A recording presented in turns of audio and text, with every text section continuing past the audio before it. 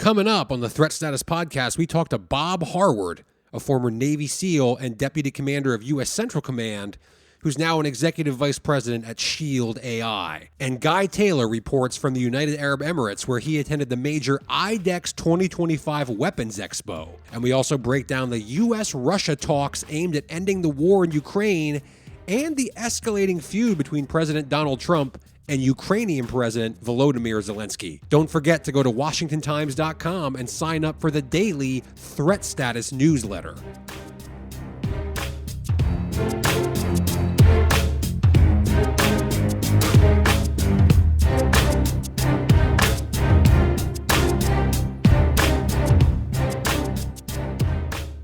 Hello and welcome to the Threat Status Podcast. I'm your host, Ben Wolfgang, national security correspondent at the Washington Times, and I'm joined, as always, by my esteemed co-host, Guy Taylor, the national security editor here at the Times. This episode of the Threat Status Weekly Podcast is brought to you by L3 Harris. Moving fast requires trust, and moving forward requires disruption. Explore their cutting-edge technologies currently in production and designed for today's fighter pilots by visiting L3Harris.com. L3 Harris, power defense with the trusted disruptor. What a whirlwind week it's been, Guy. We've got a lot to cover on the show. You were on the ground at the IDEX 2025 conference in Abu Dhabi. You've got a fantastic interview coming up with Bob Harward of Shield AI, who's a former Navy SEAL and Deputy Commander of U.S. Central Command. So a great and very timely discussion coming up there. But first things first, Guy, you're halfway around the world, so fill our listeners in on what's been happening at IDEX and some of what you've seen over there. Thanks, Ben. Great to be with you for another week on the podcast. Definitely a heck of a week here at the International Defense Exhibition, or IDEX, in Abu Dhabi, the United Arab Emirates. I've been here all week with David Gordon, the head of video productions for Threat Status, as well as Threat Status Director Jason Sickles, who heads all of our outreach and partnerships. Threat Status has actually been an official media partner of IDEX 2025. For those who don't know what IDEX is, it's essentially the largest arms bazaar in the world. It and the Naval Defense and Maritime Security Exhibition, NAVDEX, take place every other year for a week right here in the heart of the Middle East. And it's not just US, European, and Arab countries attending this thing to show off and try to find buyers for their most futuristic weapons. It's also the Israelis, the Chinese, the Russians, and frankly, more than 1,500 different defense companies from more than 65 countries, Ben, selling everything from handguns and machine guns to suicide drones and rocket launchers, all gathered in a space about the size of 20 football fields. It's huge. Frankly, Ben, the event is hard to get one's head around. We've done stories in Threat Status this week about how the fusion between artificial intelligence and advanced drones has really been an undergirding theme at IDEX 2025. I hope people will check out our special coverage page at the Washington Times. We also had several videos, including one featuring an exclusive interview with Brandon Seng, the former Navy SEAL and co-founder of Shield AI, a newish and smaller American defense tech company, all about Shield's VBAT drone that was on display. That's a drone that can navigate without GPS, Ben. Take a second to mull that over. The VBAT has been deployed by Ukrainian forces to great effect for conducting recon intel on Russian assets. That's just the tip of it. Our coverage goes far wider into a slew of other companies, Raytheon, Air Environment, whose drones are also in Ukraine, by the way. But for now, let me try to give listeners a sense of what this gathering feels like.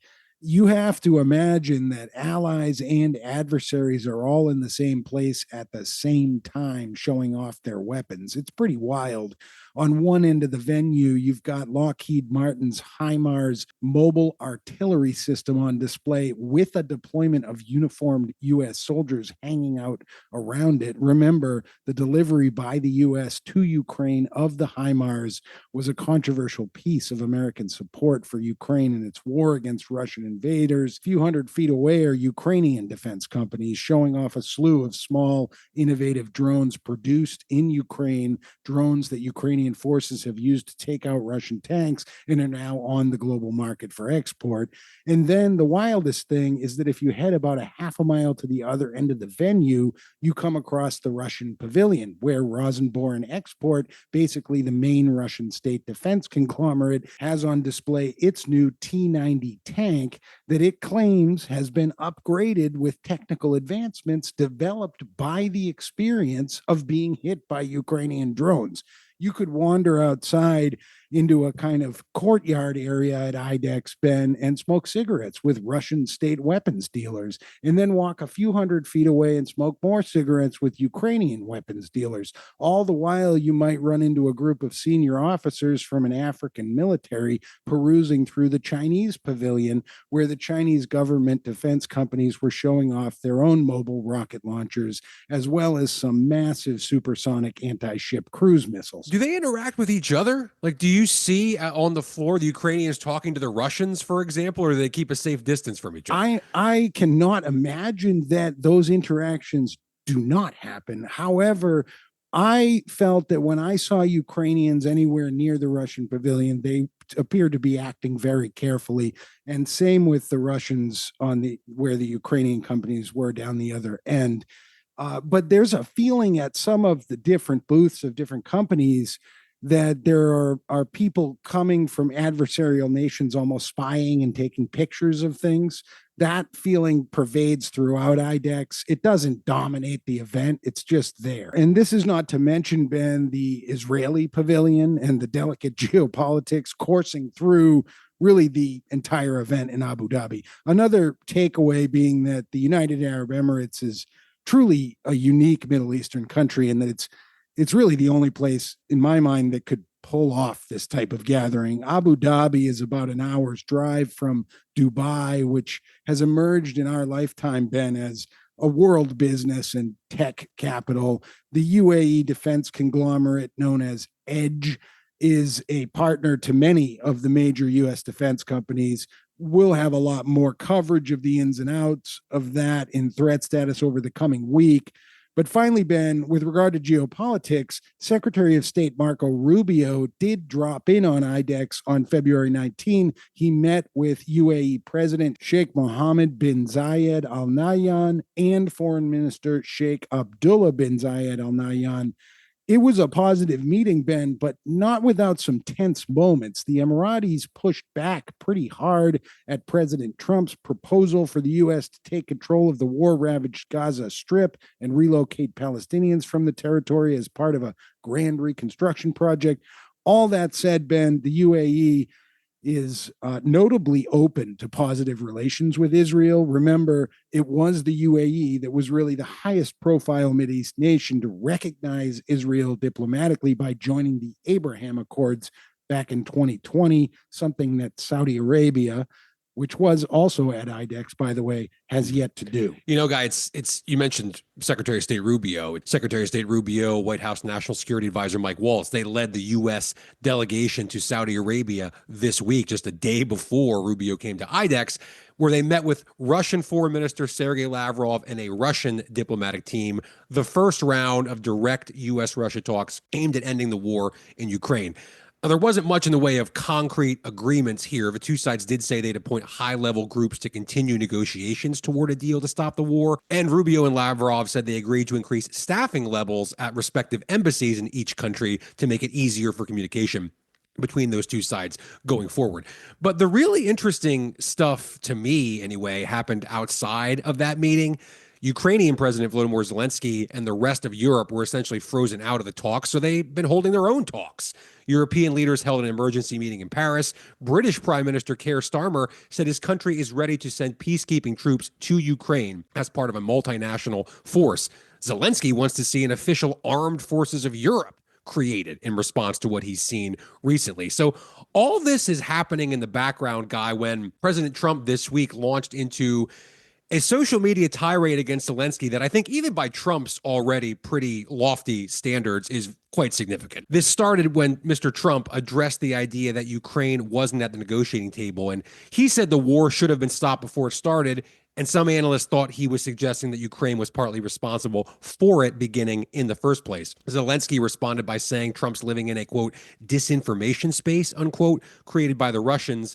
And that led to Trump's response on Truth Social, where he called Zelenskyy a failing, unpopular president, characterized him as a dictator who would have essentially lost his country without the U.S., quote, gravy train, unquote, in the form of tens of billions, hundreds of billions of dollars in support over the past few years. Now, plenty of observers have pointed out, of course, that Zelensky's approval rating isn't 4% like Trump says it is. It's actually over 50%. But I'll quote former British Prime Minister Boris Johnson to explain some of this. He said, quote, "Of course, Zelensky's ratings are not 4%. They are actually the same as Trump's," unquote. But Johnson said, Trump's words are, quote, "not intended to be historically accurate, but to shock Europeans into action," unquote. So that's the important point here to me. I mean, we're transfixed by Trump's controversial comments, and in the case of the approval ratings, inaccurate comments. But maybe are we missing the forest for the trees because Trump is trying and succeeding to kind of flip over the chessboard here and force Europe to do things differently? Is he being unfair to Zelenskyy? Maybe. But in his mind, what's the alternative? An open-ended war that Ukraine simply can't win. So one final point on this guy, and I'd love your thoughts on this, because Trump hammered Zelenskyy as a dictator because Ukraine has been operating under martial law and hasn't held elections.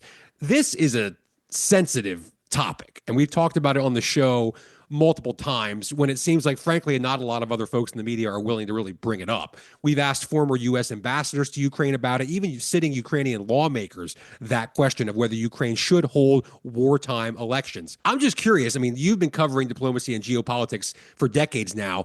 Do you think it's possible or appropriate that the U.S. might say to Zelenskyy, you have to hold elections as any part of a peace deal here. We, the United States, are going to impose on you, Kyiv, when you need to hold a presidential election, and you need to do it soon? It's $1 million question, Ben. It's a good one. It's one we've talked about on the podcast before. Our regular listeners will know that. We're definitely going to watch to see what happens there. I do want to add a side note to something else, Ben, that despite all of my talk of cigarette smoking at IDEX, David and Jason and I did manage to get a pretty amazing road cycling experience in near Dubai at the beginning of this past week, because of course the UAE tour is actually happening here this week at the same time as IDEX. So a slew of the top cyclists on the planet are here in the United Arab Emirates participating in that, adding to the sort of surreal global feel that one gets when they visit the United Arab Emirates. Yeah, that's interesting, guy. That's good context for that. And now let's go ahead and get to your interview with Bob Harward.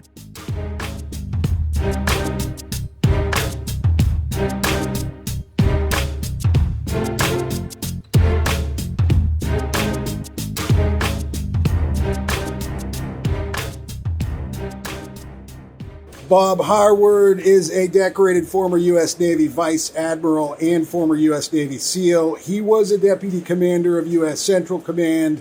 After serving, he became one of the top defense industry executives in the world. He was a chief executive at Lockheed Martin for 8 years. Currently, he is executive vice president for international business and strategy at Shield AI, a new U.S. company that has broken onto the global drone market in recent years. Bob, I forgot to mention that Forbes listed you as one of the top 10 most influential CEOs in the Middle East. Thank you for coming on the Threat Status podcast.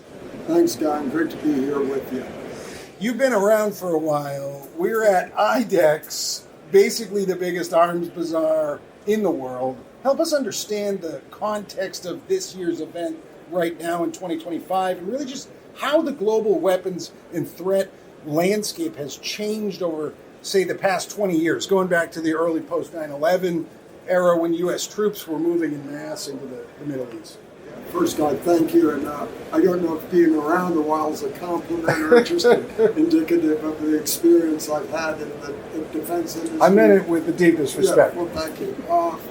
Look, this IDEX is really an amalgamation of every country in the world, so to speak, all the technology that's in the defense space. And as you've seen in recent years, where venture capitalists, the commercial world, is investing heavily in that.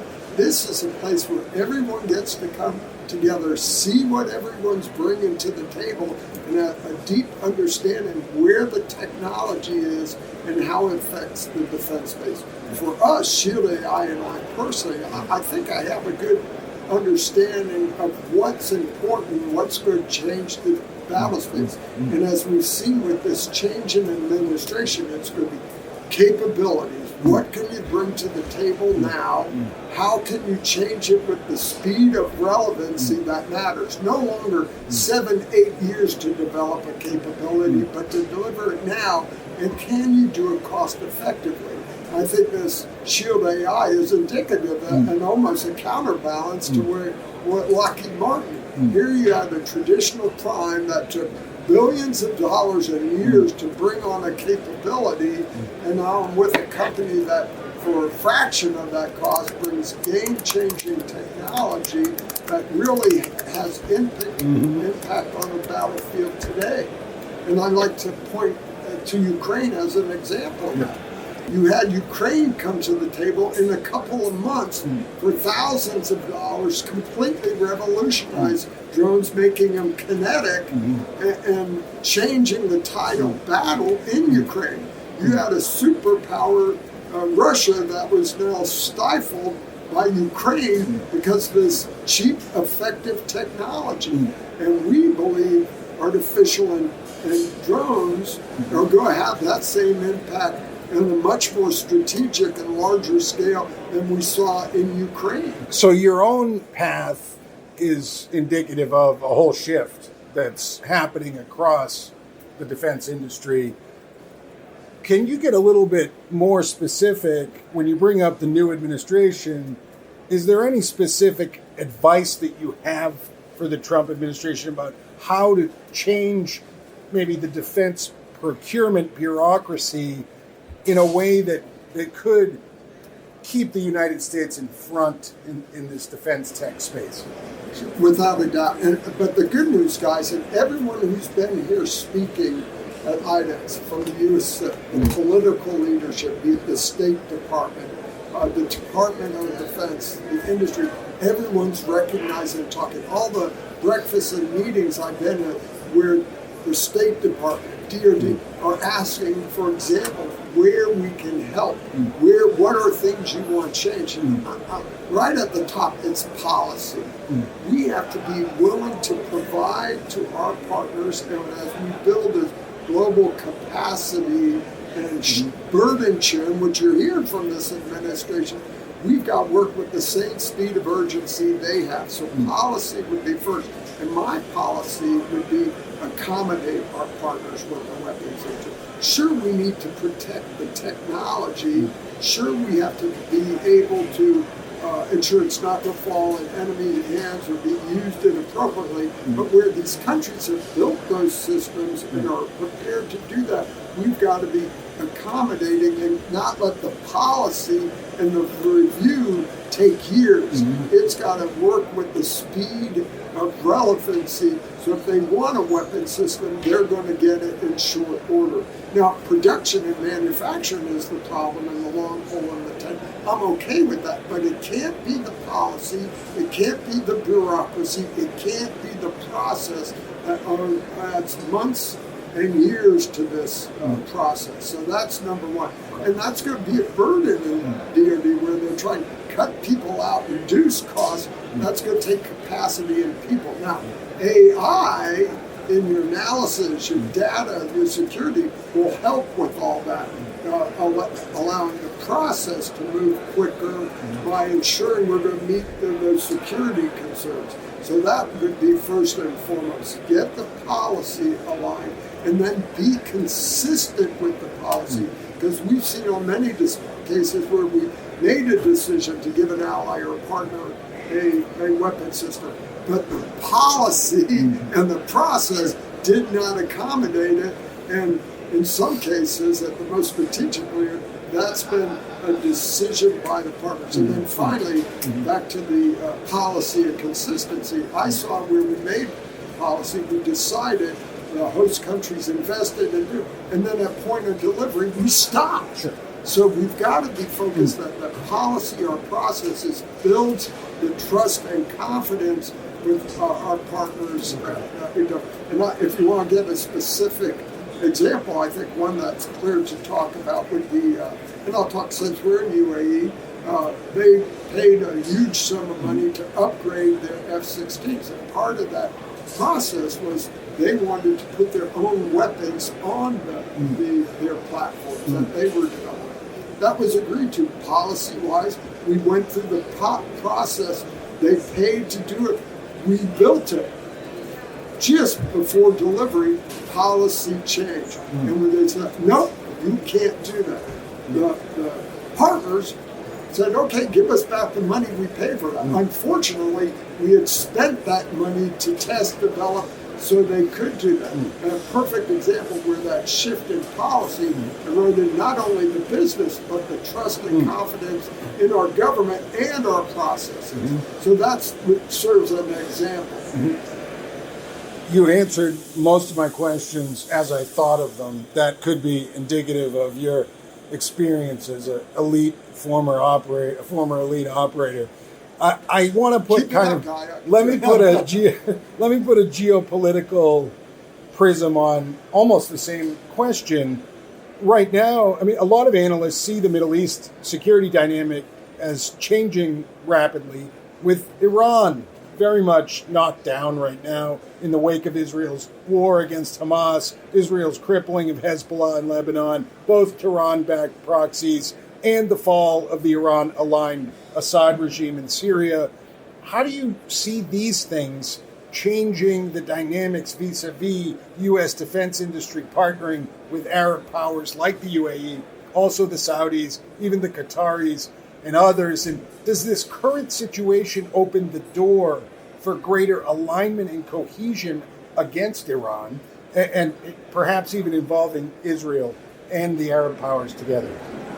Undoubtedly, and hallelujah, that's what I would say.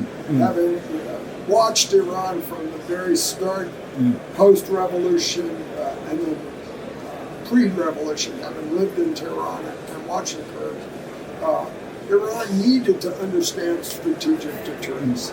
And no administration, no one had done that to this point. And in fact, as I listened to Secretary Hegseth, the president, even Rubio, everyone's starting to talk about strategic deterrence. And in this region, that's where it really matters first. Iran had operated unchallenged and unabated for several decades since they'd seized power in 79.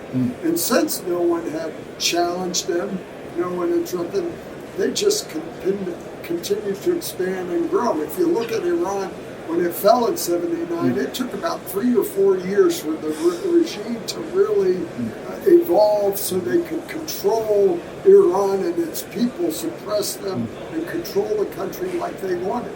They then started franchising in Lebanon with Hezbollah, Hamas in Gaza, the Houthis, and beyond. I think they have footholds throughout Europe. And the fact that they can threaten our people in the United States is completely unacceptable. But that's all based on decades of no one deterring them. So when Israel struck Iran, they reestablished the baseline. And if you didn't see the interview with the opposition leader in Canada, when asked, well, what do you think if Iran was to strike, if Israel were to strike Iran again, would you be concerned about a broader conflict in the region? He stated, if Israel were to strike or attack Iran, it would be the greatest gift they ever gave to humanity. So I think all the players understand we're back to strategic deterrence, and Iran has been calibrated. The point is now we need to follow up on that point.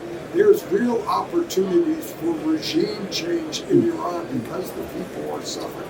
So how policy evolves to adapt it, how this administration is to embrace this opportunity will set the stage here in the region. So I think we have an opportunity, and to your point specifically, to align U.S. foreign policy with our allies in the region, be it UAE, Saudi, Qatar, Jordan, and others, to deter Iran and bring enduring stability and peace to the region through this deterrence, and in messaging to the people of Iran that we support them is at our footstep. It's ours for the taking. Bob, I think I heard you say at one point, having lived in Iran. When was that? Tell me about that. Oh, I grew up in Iran from 1968 to 79. My family was there. My father was a naval officer advising the Iranian Navy until he retired in 74. He stayed in Iran doing what I'm doing in the defense industry, supporting the Shah and his military force. And it was indicative. We gave them everything they wanted. And yet, the day we left, that was pretty much useless. They could still fly their Tomcats, but combat effectiveness was muted. So that partnership and empowerment made us reliant on each other and shared burden. I think that is what policy needs to accommodate, that reliance with each other and our ability to influence, because if we don't, others will step into that void, and that's what's occurred for the last administration. We have an opportunity for this administration to reverse that. Since we're on your personal history, Bob, real quick, we have about 2 minutes left. You have this pretty amazing personal history. A lot of our listeners are U.S. military, special operators. My people. Your people. So as a former Navy SEAL and Central Command leader, leave us with a thought on how has the world today that the Navy SEALs operate in changed from when you were on the ground as a SEAL in that world a few decades ago? Well, it's much more complicated, but it's also much more dangerous. I think because we lost the realm of strategic deterrence. And this, I'm so proud of our community because we've had a significant role in that. Not just SEALs, but the special operations community play that. Their tactical influence has had strategic impact. And I think we have to understand how technology is going to change it and really serve as a tool to empower. You can't just be knuckle-dragging shooters, and you got to know how to embrace technology, how to lever that, and use that as a force multiplier. And so some of our best operations aren't the guys on the ground shooting, moving, and communicating, but they're doing more strategic missions. And I think how we leverage that and develop policy to do that will help us deter conflict, much less be prepared to win when we need to do that. Bob Harward from Shield AI, thanks so much for coming on the Threat Status Weekly podcast. Thank you, Guy. Great to meet you. A lot of fun. And to all my friends in uniform and all like that. So I love you guys. Take care of each other. And let's continue to enjoy the great adventure together.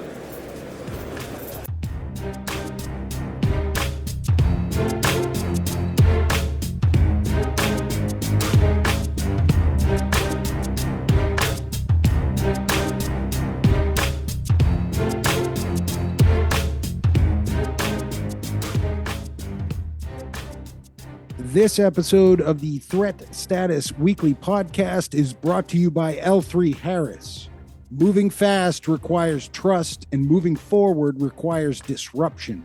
Explore their cutting-edge technologies currently in production and designed for today's fighter pilots by visiting l3harris.com. L3 Harris, power defense with the trusted disruptor.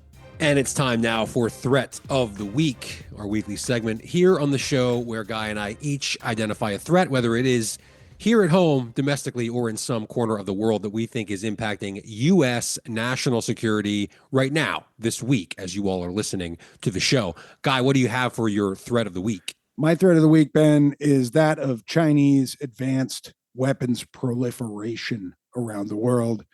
China is not only outpacing the United States in terms of total defense industrial production capabilities and defense buildup right now, Ben. My takeaway from visiting the Chinese pavilion at IDEX is that China is also becoming a leading global supplier of weaponry to smaller nations around the world. Guy, my thread of the week is 2024 YR4, which is an asteroid that as of today now has a 1.5% chance of hitting the Earth in 2032. Now, you might say that 1.5% isn't very high, and of course, you're right, but keep this in mind that earlier this week, it was projected by NASA to have a 3.1% chance of hitting the Earth. 2 weeks ago, it was 2.3%. Last month, it was 1.2%. So the point is, it's all over the map, and it could be back to 3% before we know it.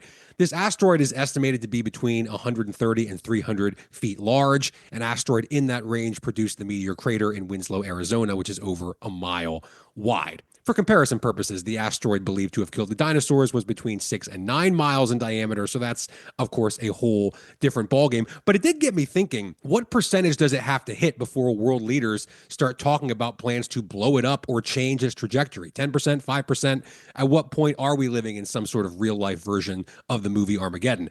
It's worth noting that back in 2022, NASA said that its DART spacecraft successfully changed an asteroid's orbit by, to put it as bluntly as I can, slamming into it really hard. So I guess we've got some options here, but right now the chances of an impact are a little bit higher than I think anybody would like. So that's why it's my thread of the week. And with that, thank you all very much for listening. Guy, thank you for coming to us while traveling halfway around the world. Very much appreciated. Bob Harward, thank you so much for joining the show this week. Thank you all for listening. Please go ahead, share with your friends, hit that subscribe button. Guy and I will be back next week on the Threat Status Podcast.